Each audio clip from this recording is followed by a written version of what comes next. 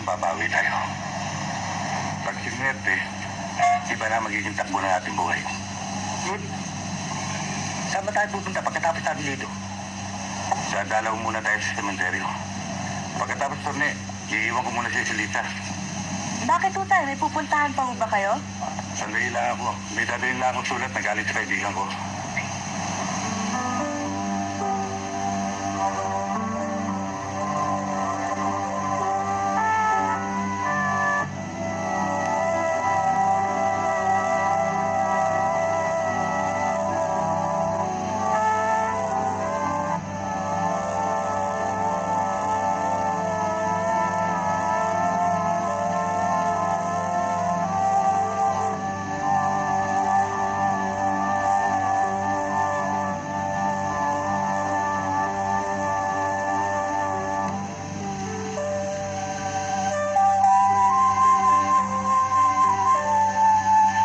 Eto na ang pagkain nyo.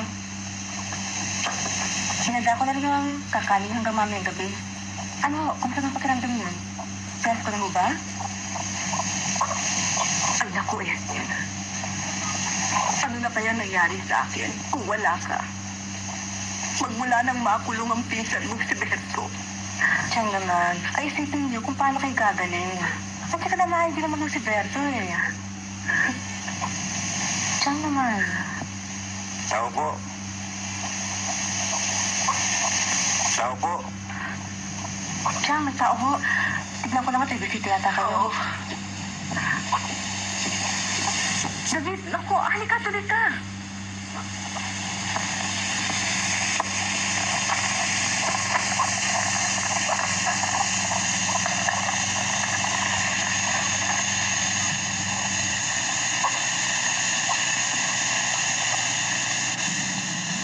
Gusto na ako kayo, Nay.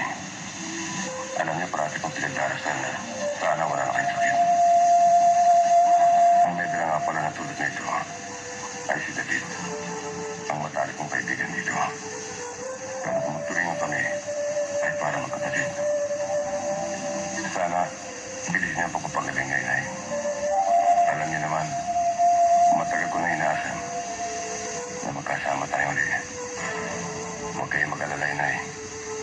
Lalaya na niyo ako. Ang inyong anak na parang nagmamahal. Berto. Totoo nga ba itong nakalagay dito? Nalaya na nga bang anak ko? Oo.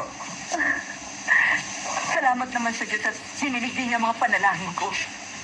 At ang bili niya ho sa akin magpagaling daw kayo. David, baka gusto mag-merienda muna? Oo, pameriente mo muna si David, ha? Pakainin mo muna siya. Oo, Siyang.